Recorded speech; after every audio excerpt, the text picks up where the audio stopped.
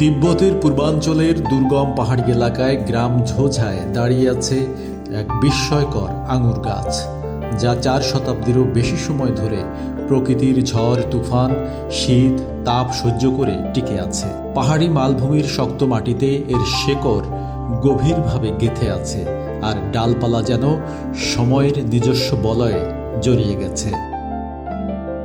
চলতি বছরের 21 September Guinness world records আনুষ্ঠানিকভাবে ঘোষণা দিয়েছে এই আঙুর লতাটি বিশ্বের সবচেয়ে প্রাচীন জীবিত বনলতা। এর বয়স এখন 416 বছর।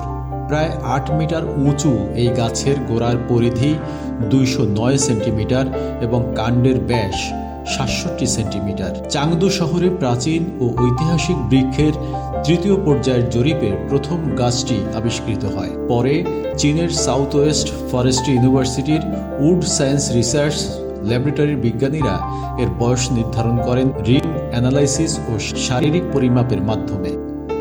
এর আগে বিশ্বের সবচেয়ে পুরনো আঙুরলতা হিসেবে পরিচিত ছিল স্লোভেনিয়ার মারিববে অবস্থিত দ্য ওল্ড ভাইন, যার বয়স 1972 সালের গবেষণায় 350 থেকে 400 বছরের মধ্যে ধরা হয়।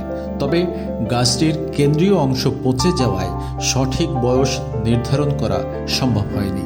চীনা কৃষি বিজ্ঞান একাডেমির ফলগাছ গবেষণা ইনস্টিটিউটের উপপরিচালক ডক্টর ওয়াং হাইবো বলেন, 2400 মিটার উচ্চতায় 4 শতাব্দীরও বেশি পুরনো এক বুনো আঙুরলতা পাওয়া প্রকৃতির ধৈর্য ও জীবনের স্থিতিস্থাপকতার এক অনন্য নিদর্শন। এটি শুধু একটি বিশ্ব রেকর্ড নয়, এ যেন সময়ের জীবন্ত দলিল।